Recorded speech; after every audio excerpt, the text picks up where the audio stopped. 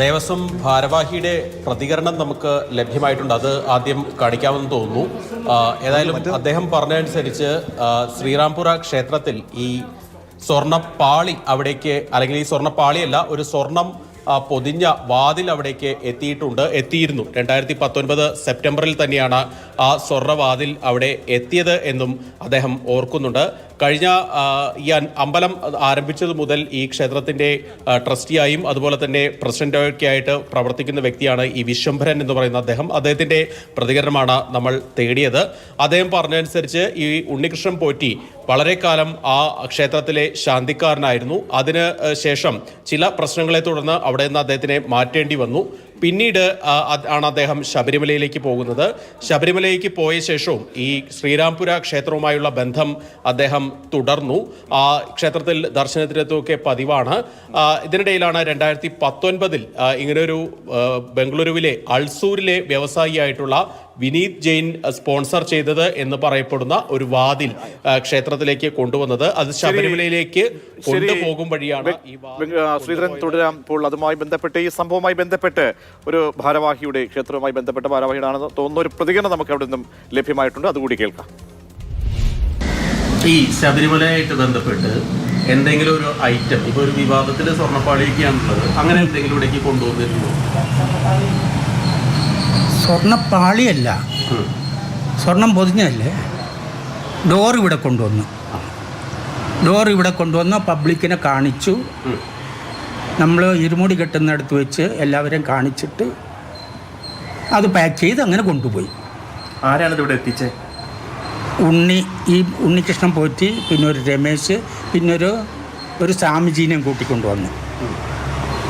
ഈ ഉണ്ണികൃഷ്ണൻ പോറ്റിക്ക് ഇവിടെ ക്ഷേത്രവുമായിട്ട് എന്തായിരുന്നു ബന്ധം? ഇപ്പോൾ പണ്ട് ഇവിടെ ഒരു 10-30 വർഷം മുമ്പ് ഇവിടെ പൂജാരിയായിരുന്നു. എത്ര വർഷം മുമ്പ് അദ്ദേഹം ശാന്തി സ്ഥാനത്ത് നിന്ന് മാറിയത്? 2004 ഇവിടുന്ന് ശബരിമലയ്ക്ക് പോയത്. ഇവിടുന്ന് നേരെ പോകുന്നത് ശബരിമലയ്ക്കാണ്. അതിനുശേഷം പിന്നെ അമ്പലമായിട്ട് ബന്ധമുണ്ടോ അദ്ദേഹത്തിന്? ദിവസവും വരും ഇവിടെ. ദിവസം അമ്പലത്തിൽ വരും. ബാംഗ്ലൂരിലുള്ളപ്പോൾ അമ്പലത്തിൽ വരും. ഇന്നലെ വന്നിരുന്നു. അല്ലാതെ എന്താണ് മറ്റേ അമ്മ അങ്ങനെ അമ്പലത്തിൽ നിന്ന് മാറി നിൽക്കുന്ന ഒരു സമയത്താണോ ഇദ്ദേഹം ഈ വാതിൽ കൊണ്ട് ഇങ്ങോട്ട് വന്നത്? ആ ഇടയ്ക്ക് കുറച്ച് ദിവസം ഇല്ലായിരുന്നു. ഇവിടുന്ന് വിട്ടത് 2004 അല്ലേ? അതിനുശേഷമാണ് വിട്ടത്. എന്ത് പറഞ്ഞിട്ടാണ് അദ്ദേഹം ഈ വാതിലൂടെ കൊണ്ടുവന്നത്? ശബരിമലയിലെ മെയിൻ ഡോറാണെന്ന് പറഞ്ഞാണ് കൊണ്ടുവന്നത്. അവർ വേറെ കുറച്ച് ആളുകളെ കൊണ്ട് സ്പോൺസർ ചെയ്യിച്ചിട്ട ഉള്ള ഡോറാണിത് എന്ന് പറഞ്ഞ് കൊണ്ടുവന്നു. അമ്പലത്തിൽ കൊണ്ടുവന്നു. അവിടെ വെച്ചിട്ട് പൂജ ചെയ്ത്, നമ്മളവിടെ അമ്പലത്തിനകത്ത് പോയില്ല, നിങ്ങൾ ഇരുമുടി കെട്ടുന്നിടത്ത് വെച്ച് പൂജ ചെയ്യിച്ചിട്ട് അവിടുന്ന് പാക്ക് ചെയ്തിട്ട് അങ്ങനെ കൊണ്ടുപോകുക. ഇപ്പം ഇദ്ദേഹത്തെക്കുറിച്ച് കേൾക്കുന്ന സാധനങ്ങളൊക്കെ വിശ്വസിക്കാൻ തോന്നുന്നുണ്ടോ? അങ്ങനെയൊക്കെ നടന്നിട്ടുണ്ടാവും എന്നൊരു തോന്നലുണ്ടോ?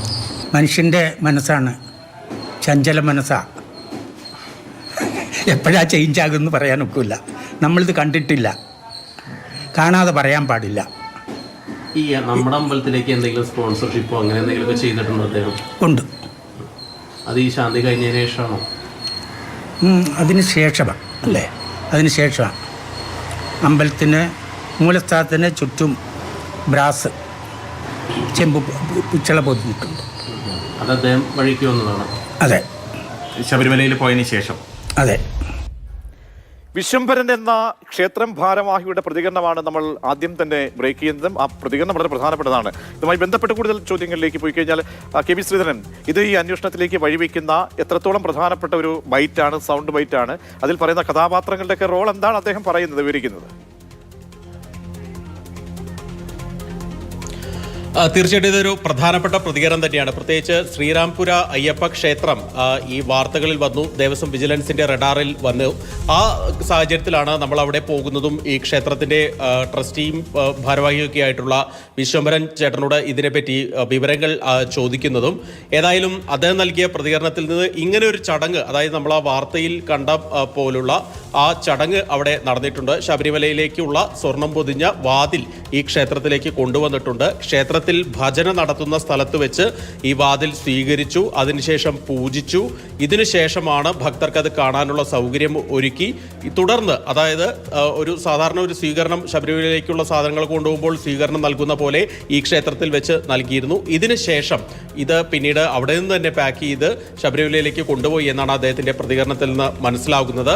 ഏതായാലും ഇങ്ങനെ ഒരു സംഭവം അവിടേക്ക് എത്തിയിട്ടുണ്ട്. പക്ഷേ ഇപ്പോഴുള്ള ഈ വിവാദത്തിലുള്ള ദ്വാരപാലക പ്രതിഷ്ഠയുമായി ബന്ധപ്പെട്ട സ്വർണ്ണപ്പാളിയൊന്നും കുറിച്ച് ഈ ക്ഷേത്രം അധികൃതർക്ക് അറിയില്ല. ഈ വിനീത് ജെയിനെ കുറിച്ചും കാര്യമായിട്ട് വിവരം അറിയില്ല എന്നാണ് ഈ ശ്രീ വിശ്വംഭരന്റെ എന്തായാലും ഇതിന്റെ തുടർച്ച നമുക്ക് അവിടെ നിന്നുള്ള കാരണം സീൻ ഇതൊരു കഥാകേന്ദ്രമായി ഇപ്പോൾ ബംഗളൂരു കൂടി മാറുകയാണെങ്കിൽ ഇരുവർക്കും അനന്തനും പ്രശാന്തനും ആഡ് ചെയ്യാൻ കാരണം അവിടുത്തെ വിശ്വംഭരൻ എന്ന ആ ക്ഷേത്ര ഭാരവാഹിയുടെ പ്രതികരണം കേട്ടിട്ട് അത് ചില പേരുകൾ പറയുന്നുണ്ട്. ഈ പള്ളിക്കത്തോട് ഇതിന്റെ ബന്ധപ്പെട്ട ഘോഷയാത്രയിൽ പറയുന്ന അന്നത്തെ വാർത്തയിൽ പറയുന്ന പേരുകളുണ്ട്.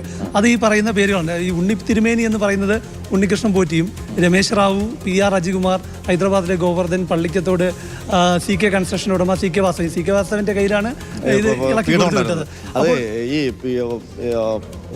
വാതിലും ശബരിമല ക്ഷേത്രത്തിലെ വാതിലും ഈ പാളിയും ഒക്കെ 2019 അവിടെ എത്തുന്നത്. പിന്നെ മറ്റൊന്ന് ഏതായാലും അന്വേഷണം കർണാടക കേന്ദ്രീകരിക്കുകയാണ്. ഇതിൽ അറിയേണ്ടത് ഈ ജെയിൻ വിപിൻ മറ്റേ പുതിയ വ്യവസായി അയാളുടെ പേരാണ്, അയാൾ ആരാണെന്ന് കണ്ടെത്തുക, വിനീത് ജെയിൻ ആരാണെന്ന് കണ്ടെത്തുക എന്നുള്ളതാണ്. തീർച്ചയായും അങ്ങനെ പ്രധാനപ്പെട്ട ഒരുപാട് കഥാപാത്രങ്ങൾ ഈ ഒരു കൊള്ളക്കഥയുടെ ഭാഗമായി വരുന്നുണ്ട്. അപ്പോൾ ഇനി അതിലൊക്കെ ഈ ഒരു വിജിലൻസിന്റെ അന്വേഷണം മാത്രം മതിയോ എന്ന പ്രധാനപ്പെട്ട ചോദ്യം കൂടി പോകുന്നുണ്ട്.